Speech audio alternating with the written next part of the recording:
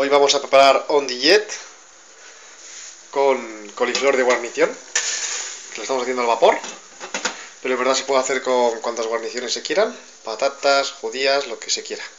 La ondillet es como una salchicha, como podéis ver, y solamente hace falta para esta receta mantequilla, margarina, nata, ya sea líquida como esta, como la que venden aquí en el Carrefour, y mostaza.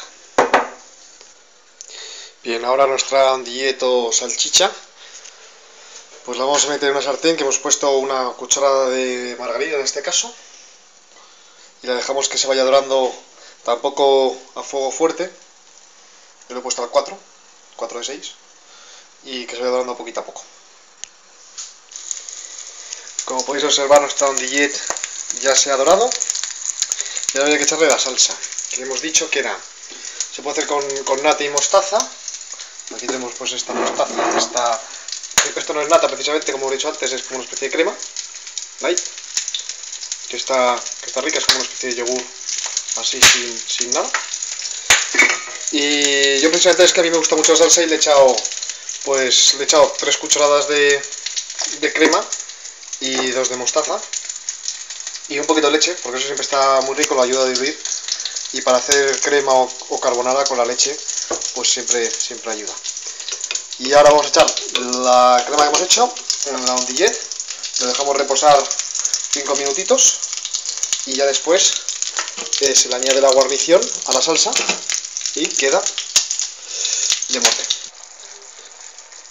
Pues como podéis ver, esto está quedando muy rico, ya pues a fuego muy bajo para que se haga poquito a poco y coja sabor, pero vamos, tampoco 5 o 10 minutos a lo sumo. Le voy a añadir ya la guarnición, que es coliflor, que la he hecho al vapor, también la puedes cocer. La añado y se tapa y se deja reposar para que coja sabor, y a los 5 minutos pues ya estaría listo.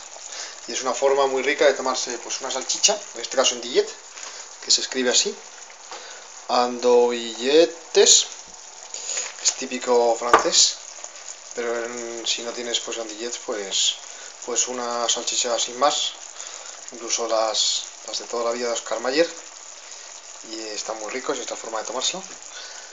Después la margarina, recordamos, la crema y la mostaza.